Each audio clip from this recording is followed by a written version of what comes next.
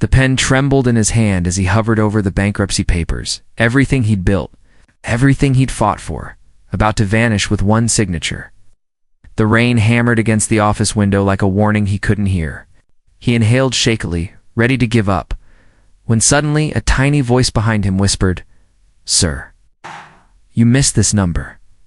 He froze. No one else was supposed to be in the building. And what could a 5-year-old possibly mean in this moment? Before we begin the full story, don't forget to like the video and subscribe to Hopeful Stories for more life-changing tales that inspire hope. Richard Hale, CEO of Hale Innovations, once stood as a symbol of success and unstoppable ambition. His company had created cutting-edge software, his employees admired him, and investors trusted him blindly. But life had a strange way of challenging even the strongest. And when a series of failed launches, market crashes, and corrupt partners hit the company all at once, Richard found himself on the brink of ruin. For months, he fought alone, skipping sleep, sacrificing meals, and hiding the truth from his employees. He believed it was his duty as a leader to protect them, even if it meant breaking silently inside. But tonight was different. The numbers. Simply didn't add up, no matter how many nights he stayed up studying them. All signs pointed to the same brutal conclusion: bankruptcy. His hands were numb, his eyes burning from days without rest. His once vibrant office looked like a battlefield of scattered documents and red financial reports. The city outside blurred behind the rain as he stared at the bankruptcy file. He had nothing left to fight with. He thought of his employees, hundreds of families who relied on him. He thought of his father's words: "A leader doesn't quit unless he's exhausted every possible way to succeed." He had tried. It was done.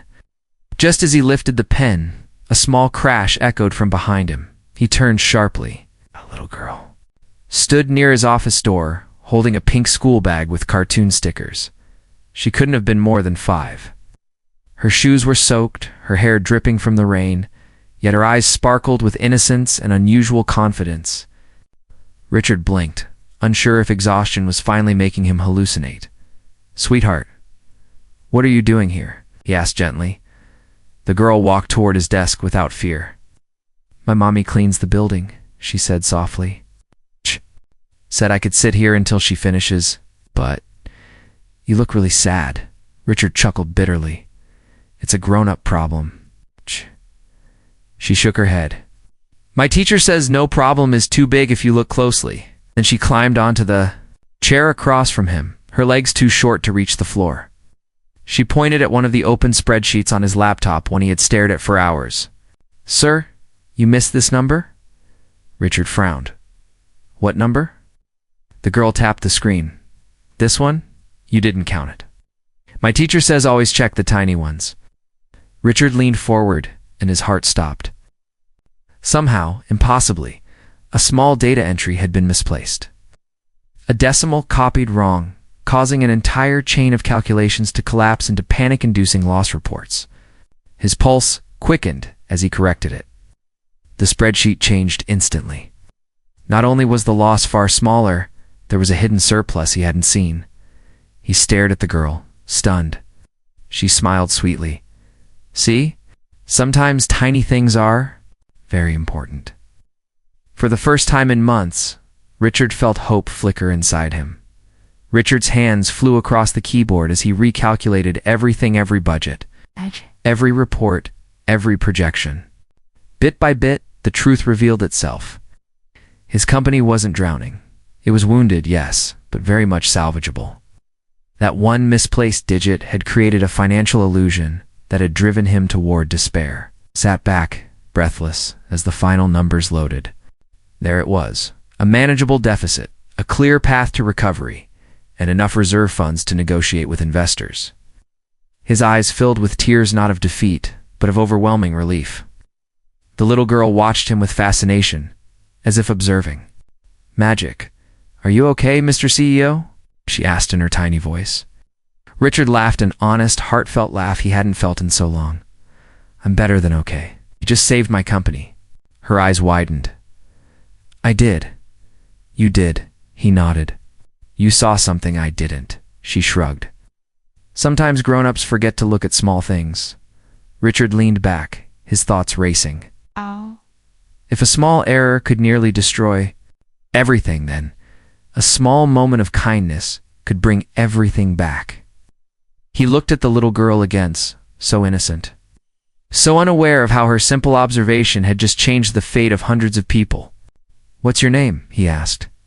"Leela," she replied proudly. He smiled. "Well, Leela, you are officially my hero." Before she could respond, her mother rushed into the room, breathless and apologetic. "I am so sorry, sir." It wandered off. I told her to stay put. "Please don't fire me," Richard stood up immediately. "Fire you? Absolutely not. Oh, yeah. If anything, I owe your daughter and you more than I could ever repay."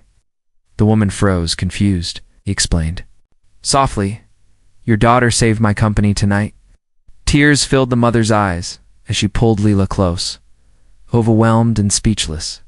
Richard walked to his desk, tore the bankruptcy papers in half, and dropped them into the shredder. The sound of the machine marked the beginning of a new chapter, not just for him, but for everyone connected to Hale Innovations.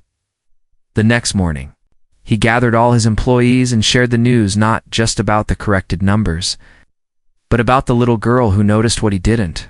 The room erupted in applause. Lila became the unofficial tiny analyst of the company, and Richard offered her mother a promotion with better pay, giving them both the stability they deserved. In the weeks that followed, Richard fought with renewed determination. Investors returned. Projects restarted.